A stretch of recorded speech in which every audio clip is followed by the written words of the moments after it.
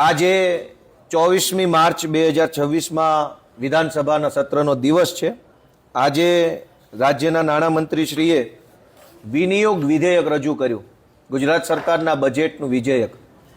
અને એ વિધેયક ઉપર મેં મારો મુદ્દો રજૂ કરતા ગુજરાતની સેવા, સુરક્ષા, સલામતી, કાયદો અને વ્યવસ્થાની બાબતને સંભાળતા આપણા ગુજરાતના હોનહાર હોમગાર્ડ અને જીઆરડીના જવાનો વિશે આજે મેં સરકારનું ધ્યાન દોરવા માટે રજૂઆત કરી હતી. આપણા રાજ્યમાં હોમગાર્ડ જવાનો પોલીસ સાથે ખભે ખભો મિલાવી કામ કરે છે અને જીઆરડીના જવાનો પણ લગભગ પોલીસ જેટલું જ કામ કરે છે. કુદરતી આફત આવે, આંદોલનો, ધરણાઓ, રેલી, હુલ્લડ, કોઈ અન્ય ઘટના દુર્ઘટના બને, તહેવારો હોય ત્યારે ખૂબ મોટી સંખ્યામાં હોમગાર્ડના જવાનો અને જીઆરડીના જવાનો કાયદો વ્યવસ્થા અને સલામતીની બાબતને સંભાળે છે. પરંતુ અત્યંત દુઃખ સાથે મેં સરકારને વિધાનસભાની અંદર ધ્યાન દોર્યું કે જે હોમગાર્ડના જવાનો ગુજરાતની સુરક્ષા સંભાળે છે, પોલીસ જેટલું જ પોલીસ સાથે મળીને પોલીસ જેટલા જ કલાક કામ કરે છે, એને માત્ર 300-350 રૂપિયા પગાર આપવામાં આવે છે રોજનો. અને એ પણ 30 દિવસ માટે નહીં, જેટલા દિવસ એને કામે બોલાવે એટલા જ દિવસનો પગાર. જીઆરડી જવાનોને પણ 200 રૂપિયા રોજ આપવામાં આવે છે. 200 રૂપિયા તો હવે ખેતી મજૂરીમાં નથી હાલતું. ખેતી મજૂરી જેવી કામ કરવાનું હોય એમાં પણ 500-600 રૂપિયા રોજ આપવામાં આવે છે રોજી રોટી માટે. સરકાર પોતે યુનિફોર્મ આપે છે, ભારતની રાષ્ટ્રીય ચિહ્ન, રાષ્ટ્રીય મુદ્રા એની ટોપી પર લાગે, બેલ્ટ ઉપર લાગે. અને એની ઇજ્જત શું? ભારતની રાષ્ટ્રીય મુદ્રા આગળ 3 સિંહો દેખાય છે, 4 સિંહો વાળું જે અશોક ચિહ્ન જે છે એ જેની ટોપી પર લગાયેલું છે એ માણસનો પગાર 200 રૂપિયા. પાણીપુરીની લારી ખોલે તો અત્યારે વધારે પૈસા કમાય એવો માહોલ છે.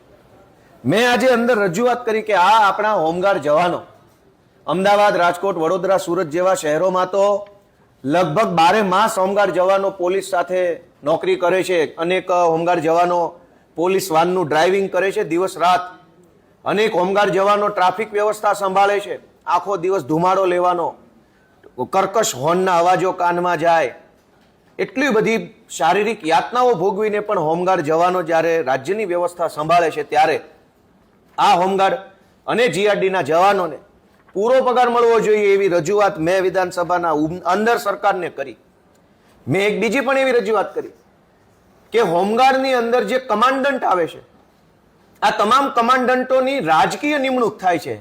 ખાસ કરીને ભાજપ પક્ષની અંદર હોદ્દો ધરાવતા હોય અથવા ભાજપની આગળ પાછળ ફરતા હોય એવા માણસોને કમાન્ડન્ટ બનાવવામાં આવે છે. અને પછી આ કમાન્ડન્ટો હાજરી પૂરવાના પૈસા માગે, રજા આપવાના પૈસા માગે, નોકરી ઉપર વધુ દિવસો ભરવાના પૈસા માગે. અને આ કમાન્ડન્ટો કોક હારાય હશે પણ લગભગ જગ્યાએ કમાન્ડન્ટ દ્વારા હોમગાર્ડ અને જીઆરડીના જવાનોનું આર્થિક અને ક્યાંક ક્યાંક તો બહેનોનું શારીરિક શોષણ થાય છે. એટલે મેં 2 રજૂઆત સરકારશ્રી સામે કરી કે આપણા રાજ્યની સુરક્ષા સલામતી સંભાળતા પોલીસ જેવું જ પોલીસ સાથે રહીને પોલીસ જેટલા જ કલાક કામ કરતા અશોક ચિહ્ન જેની ટોપી પર લાગેલું છે એવા હોમગાર્ડ જવાનોને તમે પૂરો પગાર આપો અને કમાન્ડન્ટોનો રાજકીય હસ્તક્ષેપ દૂર કરો. તો હવે ગુજરાતની સરકારે વિધાનસભાના ગૃહની અંદર જે જવાબ આપ્યો એ સાંભળવા જેવો છે. મને અત્યંત દુઃખ લાગ્યું. મારે તો ગુજરાતભરના સૌ હોમગાર્ડ જવાનોને વિનંતી કરવી છે, સાંભળજો અંદર હું જવાબ આપ્યો.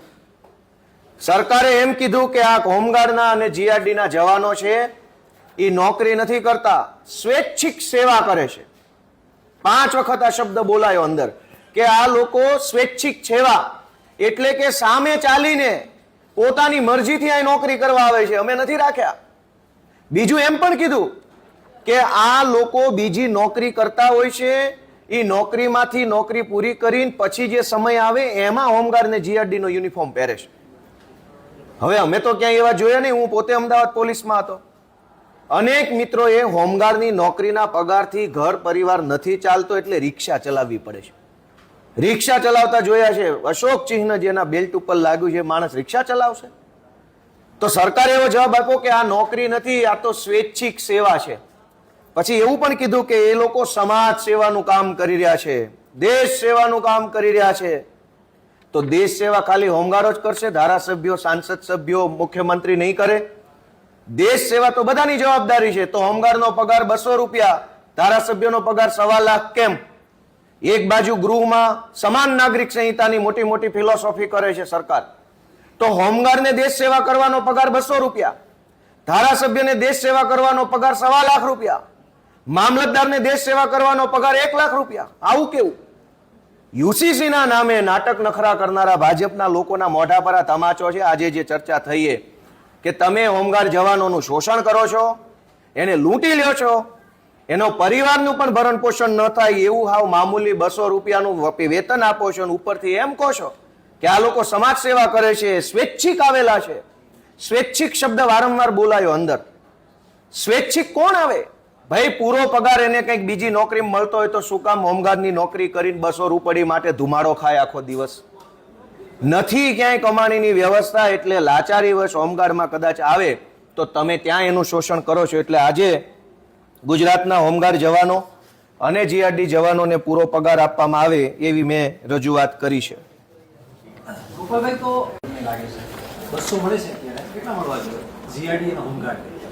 સરકારે લઘુત્તમ વેતનનો કાયદો ઓલરેડી બનાવ્યો જ છે ભારતની સરકારે, અને એ લઘુત્તમ વેતનના કાયદા પ્રમાણે એક દિવસના ઓછામાં ઓછા કેટલા રૂપિયા મળવા જોઈએ એની ગણતરીનું કેલ્ક્યુલેશન ચાર્ટ પણ સરકારે બનાવ્યો છે. 200 રૂપિયામાં તો આજકાલ શું આવે છે? એક સારા સિનેમાની ટિકિટ 200માં નથી આવતી. 200 રૂપિયામાં તો અહીંયા અમદાવાદથી વિસાવદર નથી જઈ શકાતું.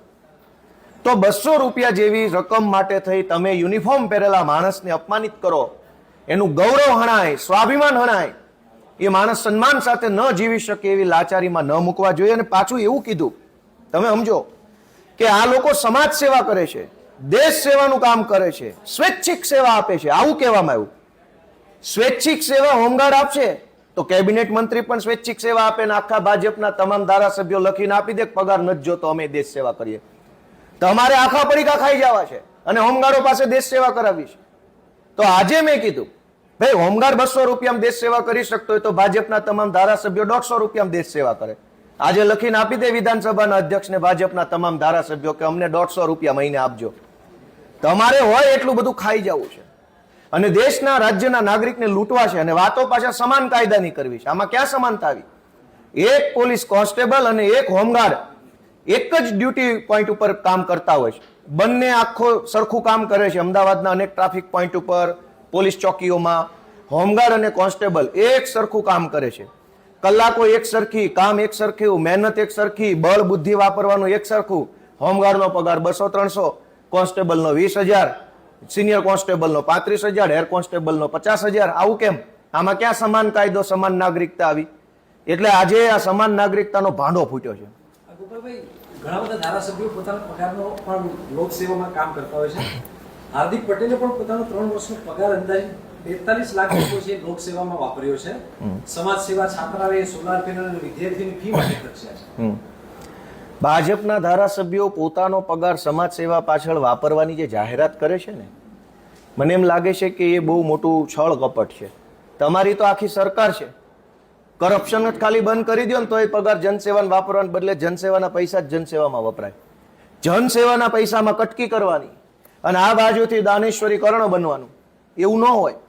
4 લાખ કરોડનું બજેટ છે, રોડ રસ્તામાં કટકી, બાયોડીઝલમાં કટકી, દારૂ ડ્રગ્સના હપ્તા, ખાણ ખનીજમાં હપ્તા, બાંધકામ ગેરકાયદેસરમાં હપ્તા, ટાઉન પ્લાનિંગમાં હપ્તા, કરોડો રૂપિયા હપ્તામાં લઈ લેવાના. 1.5 લાખની દાતારી. વાહ ભાઈ વાહ, દાનવીરોને સલામ છે બે હાથે ભાઈ. આવા દાનવીરો તો પાકવા જોઈએ. 100 કરોડનું બૂચ મારું, 1.5 લાખનું દાન કરું, વેરી ગુડ.